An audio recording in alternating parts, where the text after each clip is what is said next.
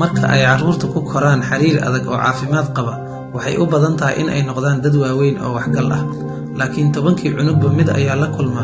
dayac xadgudub ama inta ay yeelatana aalaaba waa mid dheer taas oo abuurta meerto khatar ah oo jiilba jiilka ku xiga u gudbiyo haddaba hay'adda SOS waxay ka shaqaysaa in ay jabiso meertadan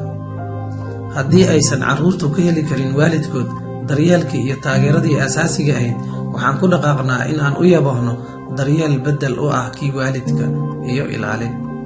waxaan la qaadnaa tallaabo kasta oo ka mid ah safarkooda nolosha carruurta u baahan qof daryeela iyo dhalinyaro u baahan qof garab istaaga si ay ugu diyaargaroobaan madax bannaani iyo isku filnaansho qaar waxaan ku taageernaa in ay la noolaadaan qaraabadooda sida ilwaad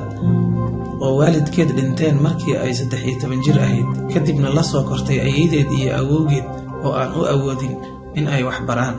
haddana si guul leh ayay waxbarashadeeda u wadataa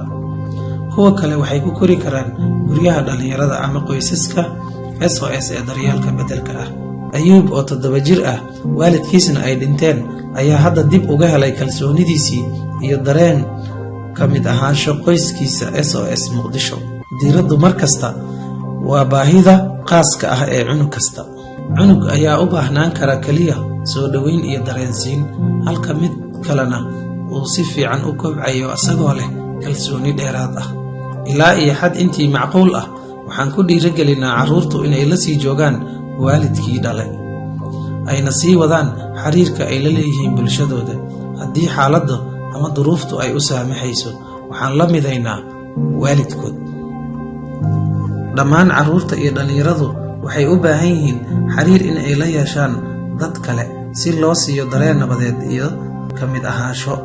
sida Amaal iyo Asad oo dhawaan la mideeyay aabahood laakiin weli waxay soo booqdaan qoyskoodii SOS Muqdisho si ay ula ciyaaraan waqti iyo qadana u wada qaataan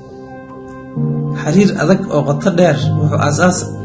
adag u noqdaa carruurta iyo dhalinyaradu in ay noqdaan dad madax bannaan oo karti leh sababtoo ah markii cunuga ama qofka dhalinyarada la daryeelo lana taageero waxay noqdaan dad adag